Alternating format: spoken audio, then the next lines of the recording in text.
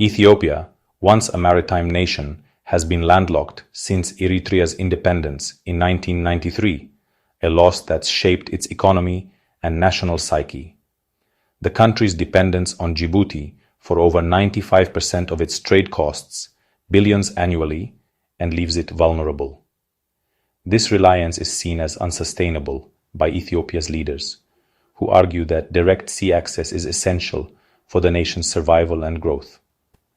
Prime Minister Abiy Ahmed has reignited the issue, framing port access as a matter of national destiny and warning that force could be used if negotiations fail.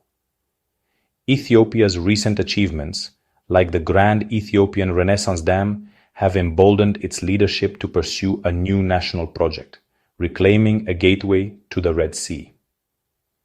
The push for a port is now a rallying cry, blending economic necessity with historical grievance and resurgent nationalism.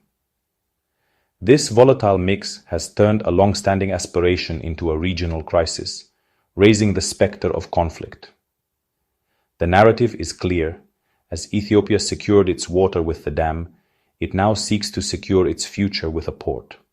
The stakes have never been higher, and the region is on edge. Ethiopia's assertive rhetoric is matched by military preparations near the Eritrean border, especially in the Afar region, the direct route to the port of Assab.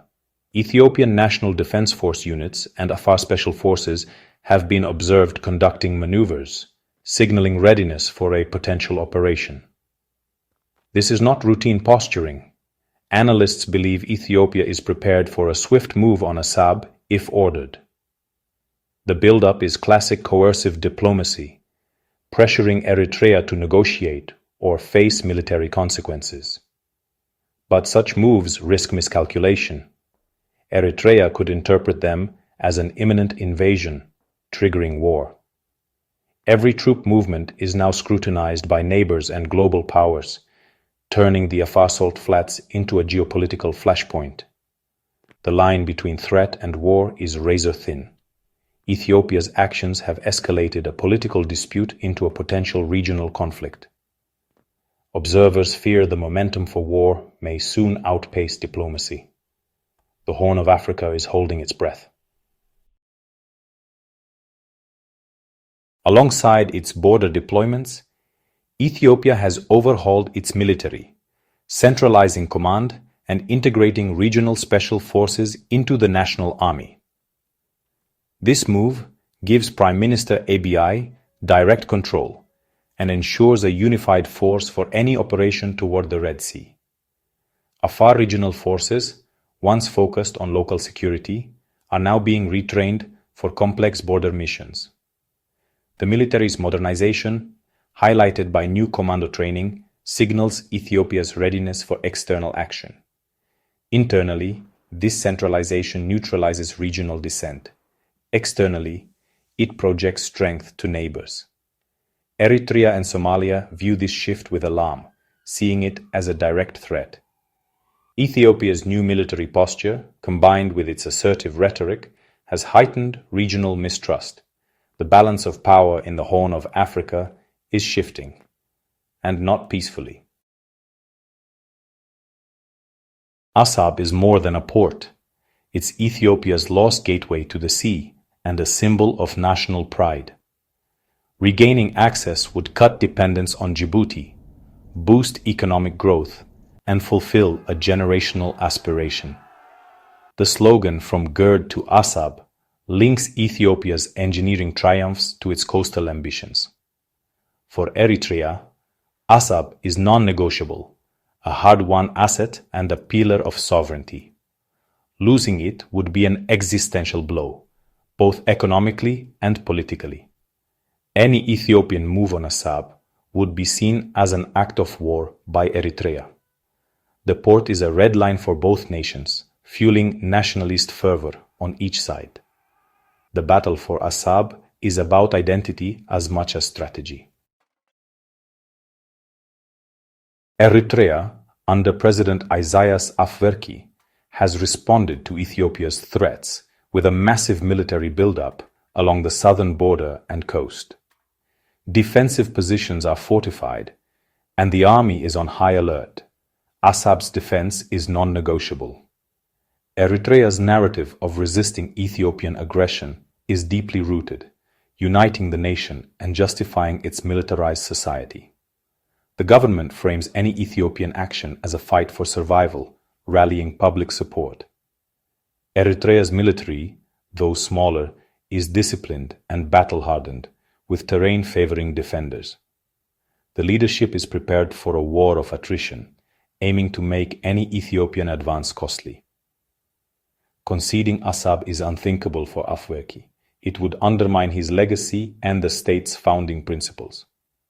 Eritrea's stance is absolute. Any attempt to seize Assab will trigger all-out war. There is no room for negotiation on sovereignty. The region faces the prospect of a devastating conflict. A war over Assab would reverberate far beyond Ethiopia and Eritrea, threatening the Red Sea, a vital artery for global trade. Disruption near the Bab el-Mandeb Strait could spike shipping costs and destabilize international markets. Regional powers like the UAE and Saudi Arabia, with investments and security interests in the area, are alarmed and pushing for de-escalation. China and the US also have major stakes, with military bases and strategic interests at risk. A conflict could empower extremist groups, trigger humanitarian crises, and force costly interventions. The Horn of Africa's web of rivalries means war could easily spread, drawing in Somalia, Sudan, Egypt, and others. The consequences: mass displacement, economic collapse, and a shattered regional order. The world cannot afford to ignore this flashpoint. Despite the war rhetoric, urgent diplomatic efforts are underway to avert disaster. African and Arab mediators are seeking a compromise that meets Ethiopia's needs without violating Eritrea's sovereignty. Ethiopia's approach isn't purely military. It's also pursuing alternative routes, like the controversial deal with Somaliland for access to Berbera port. This agreement, however, has angered Somalia, which sees it as a violation of its territory, escalating tensions further. The Somaliland deal remains stalled, highlighting the complexity of Ethiopia's quest for sea access. Every solution seems to spark new conflicts, deepening the regional crisis. The balance between military threats and diplomatic overtures is precarious. The international community hopes for a negotiated settlement before war becomes inevitable. The clock is ticking for peace.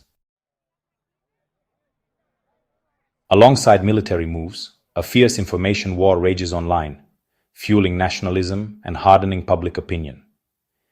AI-generated propaganda and doctored videos flood Ethiopian social media, depicting triumphant warships in Assab and stoking calls for action. Disinformation blurs fact and fiction, making peaceful compromise appear as betrayal.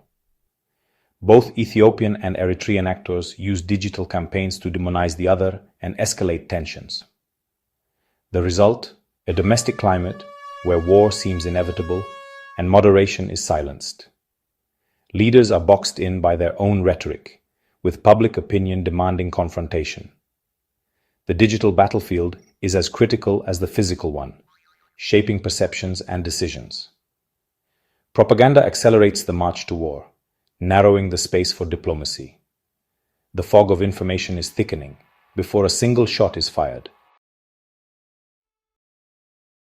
As of October 19, 2025, the Horn of Africa stands at a dangerous crossroads. Ethiopia's military is poised, but no shots have been fired. The economic burden of being landlocked persists. The standoff is a tense game of brinkmanship, with both sides fully mobilized and public opinion inflamed. Ethiopia's pursuit of a Somaliland port deal has only deepened the crisis, alienating Somalia and adding instability. Some analysts argue the war talk serves political agendas, but the risk of miscalculation is real and terrifying. With armies on alert and propaganda rampant, a small incident could spark a full-scale war. Global powers are watching anxiously.